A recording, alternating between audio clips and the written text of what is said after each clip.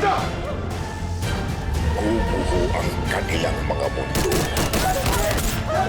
Ramon!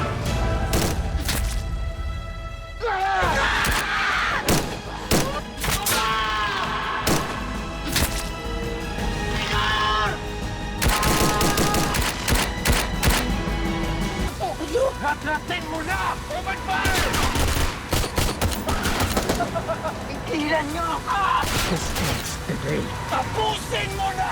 Go! Natatin na! Roberto! You went to the brother. At walang ang tunay na magkapatid. Hindi siya. Tuwad kuya! Ah! Ang laban para sa angkan.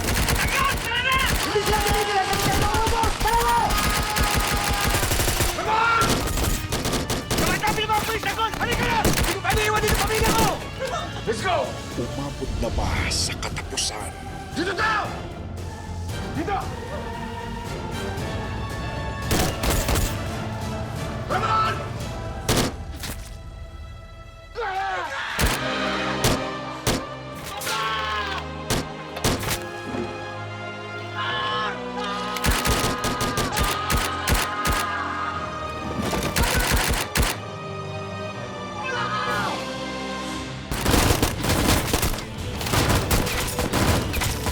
Mga traidor! Kukunin lang namin ang kapatid namin na hindi namin nakuha ng dahil sa apo mo. Sakal! Huwag mo kami iwan! Pasok ka, boy! Vince, Tando! Dahil yung mga sa isang napakalaking operasyon na nangyari. Kaya po, binabalan po si Ramon Montenegro. Ano ginawa ko? Maybe ka! Dali na!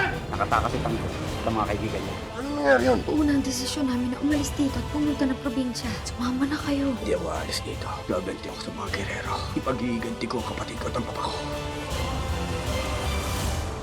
Digmaan.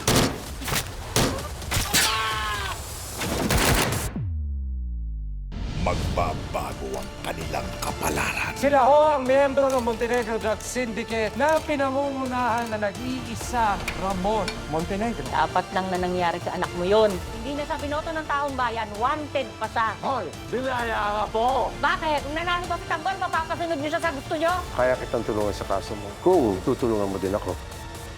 Magkakapalagan. Nasa hospital si Don Ramon, iligpit na natin.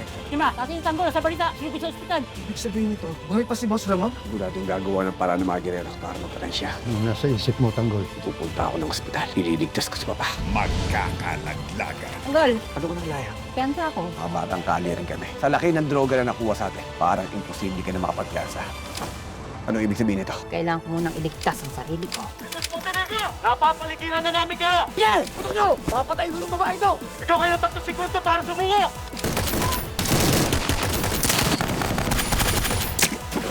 Sino-sino ang mga lilisan?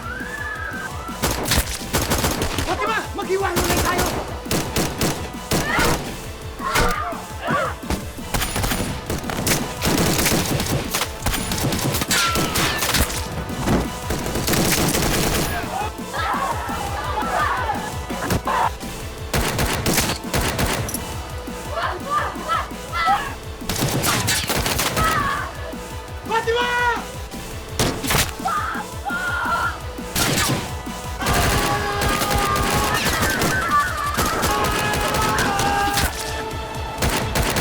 FPJ's Batang Quiapo.